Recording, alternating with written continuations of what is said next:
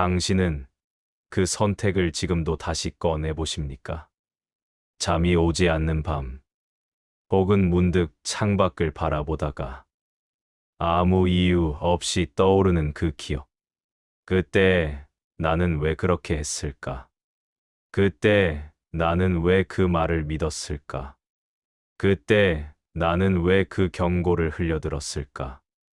아무도 묻지 않는데 스스로 묻고 있습니다.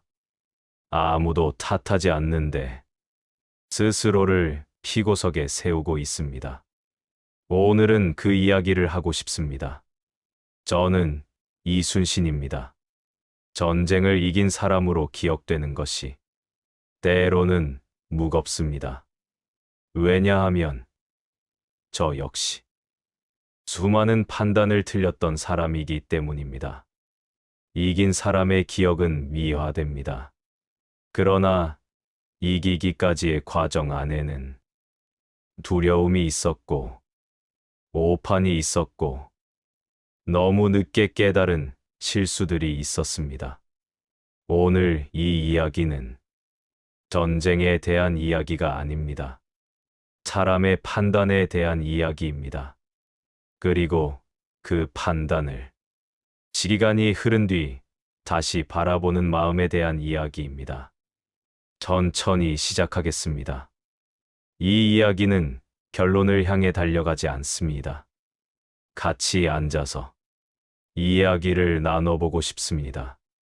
틀릴 수 있다는 것을 알면서도 선택해야 했던 순간. 선택이란 무엇입니까? 지금 이 자리에서 돌이켜보면 선택이란 결국 완전하지 않은 정보 앞에서 완전한 책임을 지겠다고 나서는 일입니다. 생각해 보십시오. 우리가 중요한 결정을 내릴 때 그 순간 우리는 얼마나 알고 있었습니까? 절반도 알지 못했습니다. 어쩌면 그보다도 적게 알았습니다. 날씨가 어떻게 될지 몰랐고, 상대가 어떻게 반응할지 몰랐고, 그 선택이 이후에 어떤 결과를 낳을지 전혀 알지 못했습니다. 그럼에도 불구하고 선택해야 했습니다. 기다릴 수 없었기 때문입니다. 누군가는 결정해야 했기 때문입니다. 혹은 더 이상 미루는 것 자체가 하나의 선택이 되어버리는 순간이었기 때문입니다. 저는 여러 번 그런 순간을 만났습니다. 바다 위에서 지도를 펼쳐놓고 안개 속을 바라보며 저 안에 무엇이 있는가를 물었습니다. 그러나 결정은 해야 했습니다. 그것이 선택의 숙명입니다. 그리고 그 숙명은 전쟁터에만 있는 것이 아닙니다. 당신도 아셨을 겁니다. 자녀의 진로 앞에서, 사업의 기로에서, 가족의 건강 문제 앞에서, 혹은 아주 작은 일상의 결정 앞에서도 우리는 모두 안개 속에 서 있었습니다. 그 안개 속에서 내린 선택이 나중에 돌아보니 틀려 있었을 때 우리는 어떻게 합니까? 스스로를 탓합니다. 내가 왜 그랬을까? 조금만 더 신중했더라면, 그 말을 들었더라면. 이 자책은 매우 자연스러운 감정입니다. 하지만 저는 묻고 싶습니다. 그때의 당신이 지금의 당신이 아는 것을 알고 있었습니까? 알지 못했습니다. 그것을 먼저 인정하는 것에서 이 이야기는 시작됩니다. 시간이 흐르면 과거가 더 선명해집니다. 어제 한 일은 흐릿해도 수십 년 전의 어느 날 오후가 아무런 예고도 없이 떠오릅니다. 그 기억은 대개 아름다운 기억이 아닙니다. 후회스러운 것들입니다. 그때 나는 왜 그랬을까를 지금도 모르는 것들입니다. 저도 그렇습니다. 전장에서의 어떤 결정보다 사람을 믿었다가 상처를 준 일이, 말 한마디로 누군가의 마음을 다치게 한 일이 더 자주 떠오릅니다. 그 기억들은 사라지지 않습니다. 다만 우리에게 한 가지 선택지가 생깁니다. 그 기억을 증거로 삼을지, 이해로 바꿀지. 저는 그 기억들을 이제 조금 다르게 바라봅니다. 그것들은 내가 나쁜 사람이라는 증거가 아니라 내가 사람이라는 증거입니다. 틀릴 수 있는 존재, 불완전한 정보로 살아야 하는 존재, 결과를 알 수 없는 채로 선택해야 하는 존재. 그것이 인간입니다. 저를 포함해서. 일부 왜 사람은 경고를 듣고도 믿지 않는가?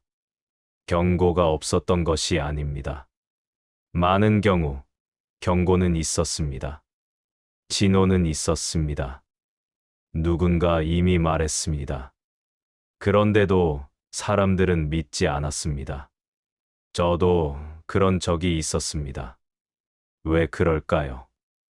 경고를 듣지 못한 것이 아니라 경고를 들으면서도 믿지 않은 이유. 저는 그 이유를 세 갈래로 생각해 보았습니다. 첫 번째는 이것입니다. 우리는 이미 결론을 내린 상태에서 정보를 처리합니다. 마음속에 이미 그럴 리 없다가 있으면 아무리 명확한 경고가 와도 그것은 과장으로 들립니다. 설마 그렇겠어. 그 사람은 원래 좀 겁이 많잖아. 지금 상황이 그 정도는 아니야. 이런 말들로 경고를 희석시킵니다. 이것은 나쁜 마음이 아닙니다. 이것은 인간의 심리적 생존 방식입니다. 모든 경고를 다 믿으면 사람은 아무것도 하지 못합니다. 모든 위험을 상상하면 하루는 시작조차 못합니다. 그러니 우리는 경고를 선별합니다. 믿고 싶은 경고를 믿고 싶지 않은 경고는 걸러냅니다. 문제는 이 선별 기준이 진실에 근거하지 않을 때입니다. 두려움을 피하고 싶은 마음, 현재의 안정을 지키고 싶은 마음, 변화를 원하지 않는 마음, 이런 것들이 경고를 걸러내는 필터가 됩니다. 임진년이 오기 전의 일을 생각합니다. 통신사가 일본에 다녀왔습니다. 두 사람의 눈이 달랐습니다. 한 사람은 말했습니다. 전쟁이 올 것입니다. 한 사람은 말했습니다. 그럴 것 같지 않습니다. 조정은 선택해야 했습니다. 어떤 말을 믿을 것인가를. 전쟁이 온다는 말을 믿으면 많은 것을 바꿔야 합니다. 준비를 해야 합니다. 사람들을 동원해야 합니다. 돈을 써야 합니다. 반발을 감수해야 합니다. 전쟁이 오지 않는다는 말을 믿으면 지금 이대로 있으면 됩니다. 아무것도 바꾸지 않아도 됩니다. 어느 쪽이 더 편한 선택입니까? 당연히 후자입니다. 이것은 그 판단을 내린 사람들을 비난하기 위해 하는 말이 아닙니다. 저는 그 자리에 없었습니다. 그 자리에 있었다면 저도 어떤 선택을 했을지 알 수 없습니다. 다만 이 구조는 그때만의 이야기가 아닙니다. 우리 모두의 이야기입니다. 불편한 진실보다 편안한 해석을 먼저 잡는 순간이 우리에게도 있습니다. 두 번째 이유가 있습니다. 보고를 받는 사람과 직접 보는 사람 사이의 거리. 제가 바다에서 본 것과 한양에 앉아서 보고를 받는 것은 같은 정보라 해도 전혀 다르게 느껴집니다. 파도의 크기를 글로 읽는 것과 직접 맞는 것은 다릅니다. 이것은 전달하는 사람의 잘못도, 받는 사람의 잘못도 아닙니다. 단지 정보는 전달되면서 무게를 잃습니다. 긴급함이 줄어듭니다. 구체성이 흐려집니다. 감각이 사라집니다. 그러다 보면 심각한 보고가 하나의 행정 문서처럼 처리됩니다. 오늘날도 마찬가지입니다. 의사에게 검사 결과를 들었습니다. 이 수치가 조금 높습니다. 주의가 필요합니다. 그 말을 듣는 사람과 직접 그 통증을 느끼는 사람이 같더라도 진료실 안의 분위기, 차가운 의자, 다음 환자를 기다리는 대기실의 소음 속에서 그 말은 얼마나 정확하게 무게까지 전달됩니까? 정보는 전달되었지만 무게는 전달되지 않는 경우가 많습니다. 세 번째 이유는 가장 인간적인 것입니다. 우리는 혼란을 피하려 합니다. 경고를 믿으면 무엇을 해야 할지 모르는 상태, 무엇부터 해야 하는지 알 수 없는 상태, 불안이 커지는 상태가 옵니다. 이 혼란이 두렵습니다. 그러니 경고를 조금 줄입니다. 아직 확실하지 않다고 말합니다. 좀 더 지켜보자고 말합니다. 이것이 책임을 회피하는 마음에서 나오는 것이 아닐 때도 있습니다. 오히려 지금 당장의 혼란을 막고 싶은 마음, 사람들을 불필요하게 동요시키고 싶지 않은 마음에서 나오는 경우가 많습니다. 그 마음이 결과적으로 오판이 되었더라도 출발점이 반드시 나쁜 것은 아니라는 것. 저는 그 마음도 이해합니다. 지금 이 말이 어디선가 울립니까? 과거의 어떤 결정이 떠오릅니까? 나도 알고는 있었는데 라는 말이 목구멍 언저리에 맺힙니까? 그렇다면 잠시 그 자리에 머물러 보십시오. 지금 자책하자는 것이 아닙니다. 그 순간에 당신이 왜 그랬는지를 조금 더 공정하게 바라보자는 것입니다. 당신은 나쁜 사람이라서 경고를 무시한 것이 아닙니다. 당신은 인간이기 때문에, 그렇게 할 수밖에 없는 조건 속에 있었기 때문에 그렇게 했습니다. 2부 선의가 오판이 되는 순간 더 어려운 이야기를 해야겠습니다. 악의로 한 판단이 틀리는 것은 어쩌면 더 납득하기 쉽습니다. 나쁜 마음을 먹었으니 나쁜 결과가 왔다고 설명할 수 있기 때문입니다. 그런데 선의로 한 판단이 틀릴 때가 있습니다. 정말 잘 되기를 바라며 한 선택이 오히려 더 큰 혼란을 만들 때가 있습니다. 이것은 훨씬 더 마음이 무겁습니다. 왜냐하면 나는 잘하려고 했는데 라는 말이 자신을 지키는 방패가 되기도 하고, 동시에 그 방패가 진짜 반성을 막는 벽이 되기도 하기 때문입니다. 전쟁이 두려워지면 병사들이 흔들립니다. 그 흔들림을 막으려는 장수가 있습니다. 겁낼 것 없다고 말합니다. 우리가 이긴다고 말합니다. 이것은 거짓말이 아닐 수도 있습니다. 그 장수는 진심으로 그렇게 믿었을 수도 있습니다. 아니면 병사들이 겁먹는 것이 더 위험하다고 판단했을 수도 있습니다. 그 판단의 출발점은 병사들을 위한 마음이었습니다. 그러나 이것이 오판이 되는 순간이 있습니다. 실제로 위험한데 겁낼 것 없다고 말하면 병사들은 준비를 하지 않습니다. 대비를 하지 않습니다. 그리고 위험이 닥쳤을 때 더 크게 무너집니다. 토니가 준비할 기회를 빼앗은 것입니다. 이것은 집안에서도 일어납니다. 걱정이 되지만 말하지 않습니다. 말하면 더 힘들어할까 봐. 지금은 때가 아니니까.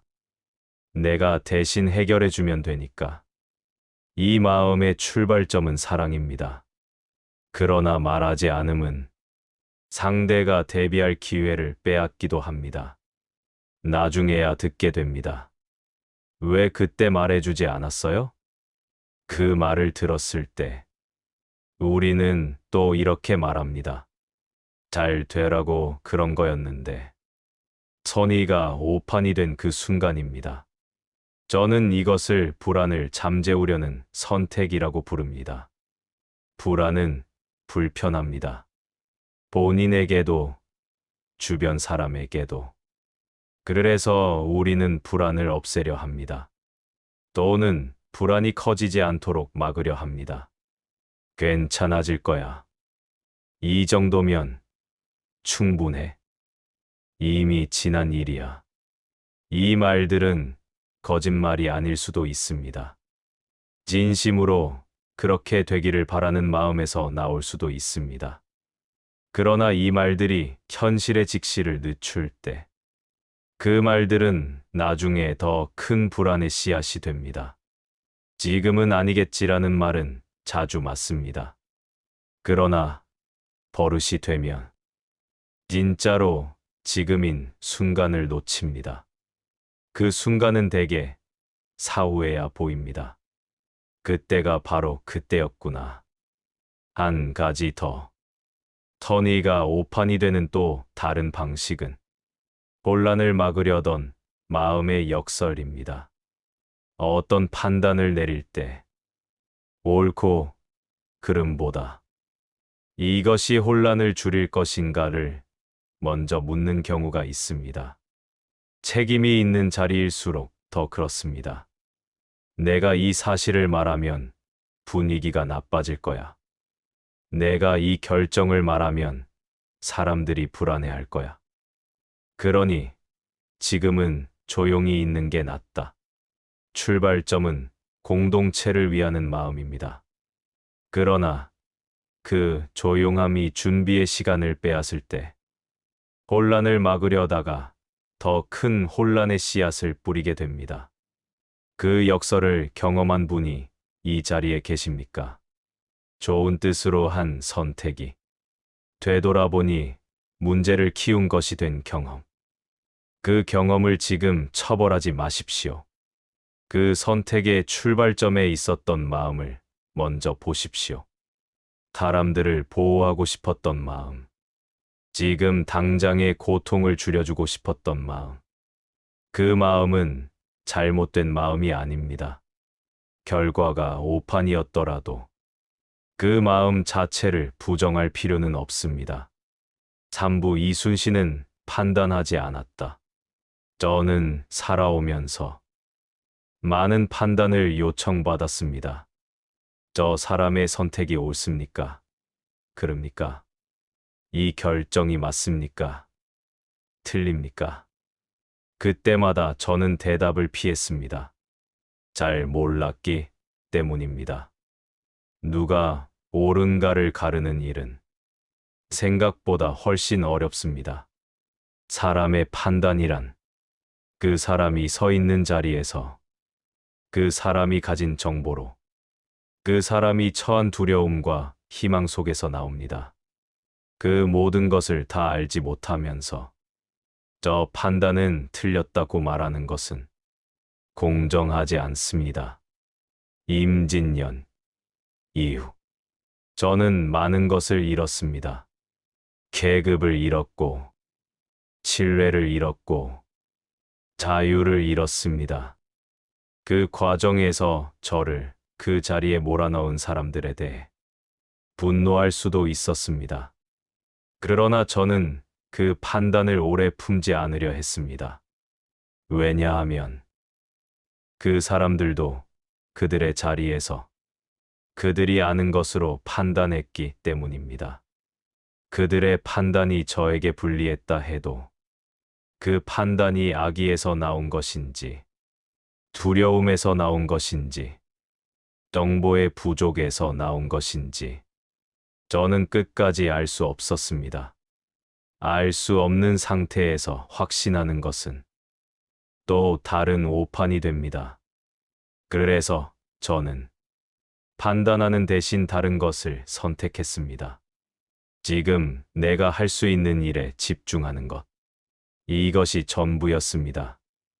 누가 옳고 누가 그른지, 이 상황이 공정한지 불공정한지, 나는 억울한가 아닌가, 그 모든 질문을 내려놓고 지금 내가 서 있는 자리에서 내가 할 수 있는 것이 무엇인가만을 물었습니다.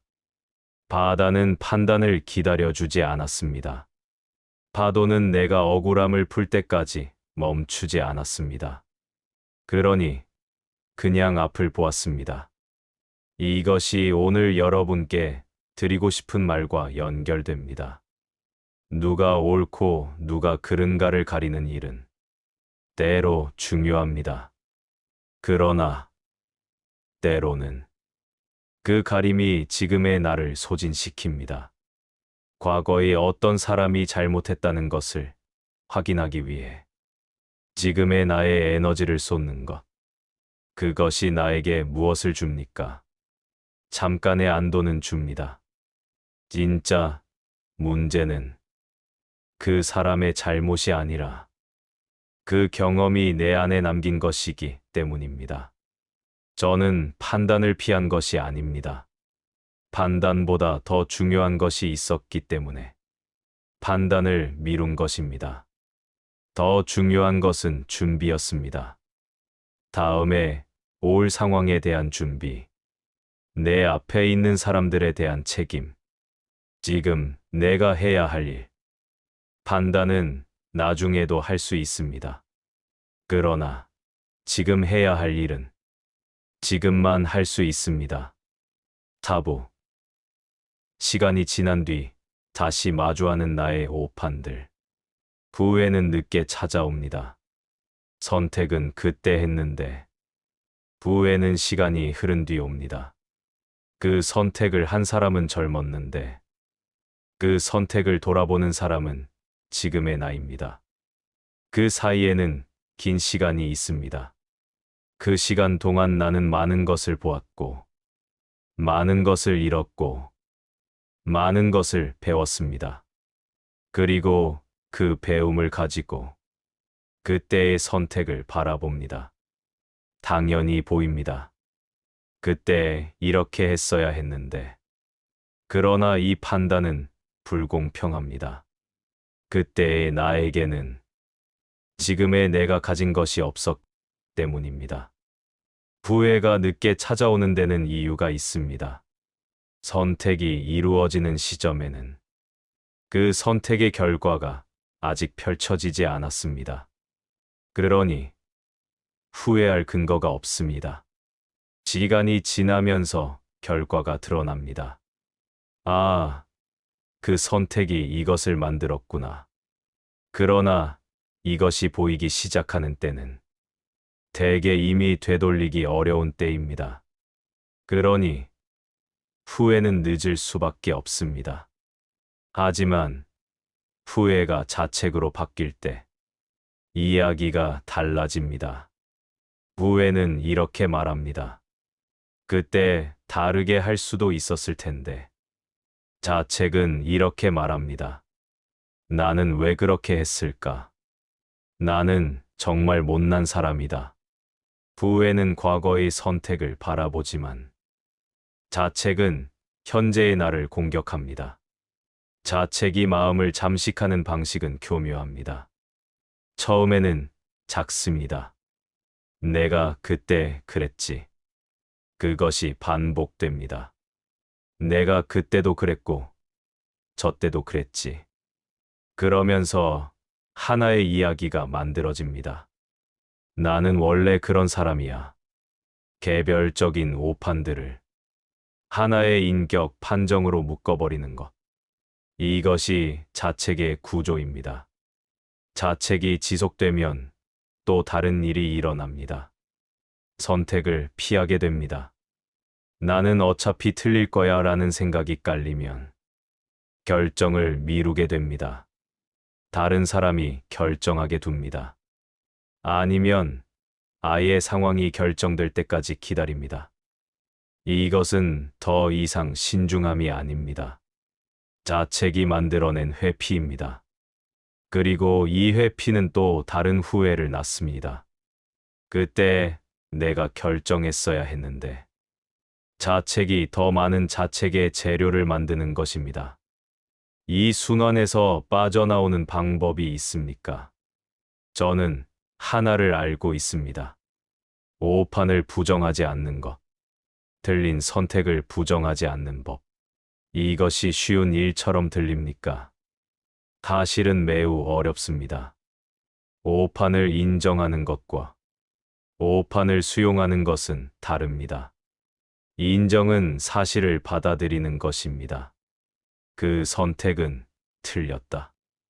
수용은 그 사실을 자신의 일부로 받아들이는 것입니다. 나는 틀린 선택을 한 사람이다. 그러나 그것이 나의 전부는 아니다. 수용에는 관용이 필요합니다. 관용이란 무엇입니까? 잘못을 없는 것으로 하는 것이 아닙니다. 잘못을 정당화하는 것이 아닙니다. 관용이란 잘못이 있었다는 것을 알면서도 그 잘못이 있는 사람을 여전히 가치 있는 존재로 보는 것입니다. 그리고 이 관용이 자신에게 적용될 때 그것이 자기 수용입니다. 당신의 오판은 무엇입니까? 말하지 않아도 됩니다. 혼자 마음속에서 꺼내 보십시오. 그 오판을 한 그때의 당신은 얼마나 알고 있었습니까? 얼마나 두려웠습니까? 어떤 마음으로 그 선택을 했습니까? 아무것도 알지 못했을 겁니다. 꽤 두려웠을 겁니다. 잘 되기를 바라는 마음이 있었을 겁니다. 그 당신을 지금의 당신이 판사처럼 바라볼 필요가 있습니까? 저는 없다고 생각합니다. 마지막 부. 틀렸어도 책임을 다한 사람의 마음. 틀렸어도 책임을 다한다는 것. 이 말이 처음에는 모순처럼 들릴 수 있습니다.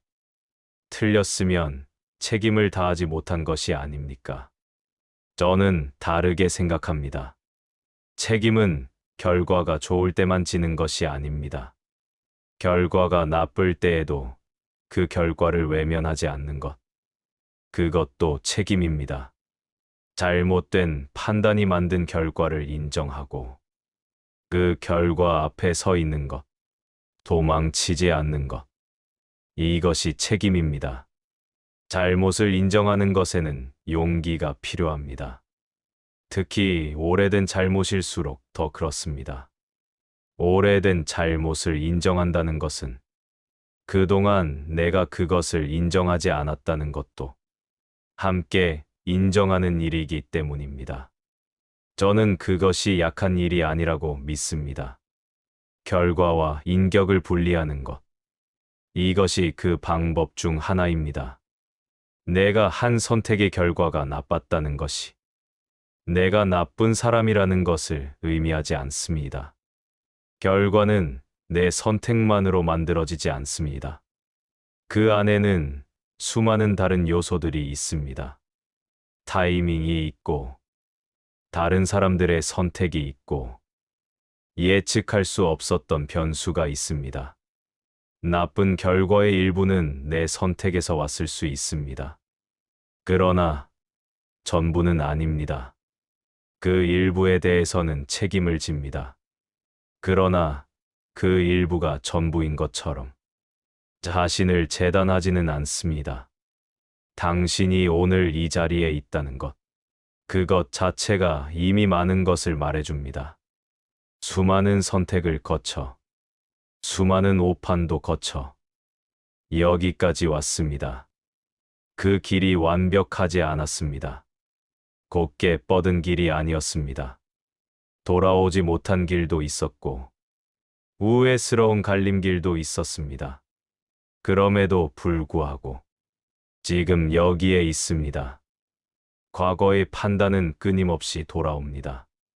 잠 못 드는 새벽에, 혼자 있는 오후에, 아무 이유 없이 떠오르는 그 기억. 그 기억이 올 때마다 완전히 내려놓는 것은 어렵습니다. 그러나 조금씩 그 기억을 바라보는 시선을 바꿀 수 있습니다. 나는 왜 그랬을까 해서. 그때의 나는 그것밖에 알 수 없었구나. 내가 참 못났다 해서. 그때의 나는 그 무게를 혼자 지고 있었구나. 이 시선의 이동은 느리지만 오늘도 시작할 수 있습니다. 저는 틀렸습니다. 여러 번. 전략에서도, 사람을 보는 눈에서도, 타이밍에서도, 그리고 그 오판들이 만든 결과들을 평생 안고 살았습니다. 그러나 저는 그 오판들이 저를 완전히 정의하도록 내버려 두지 않으려 했습니다. 저는 오판을 한 사람이기도 하고 최선을 다한 사람이기도 합니다. 이 두 가지가 동시에 사실일 수 있습니다. 당신도 그렇습니다. 틀렸어도 책임을 다한 사람의 마음은 가볍지 않습니다. 그러나 그 무게는 벌이 아닙니다. 그것은 살았다는 것의 무게입니다. 선택했다는 것의 무게, 관계 안에 있었다는 것의 무게, 무언가를 위해 움직였다는 것의 무게, 그 무게를 조금 더 따뜻하게 안아주십시오. 오늘 그것으로 충분합니다. 저는 이순신이었습니다.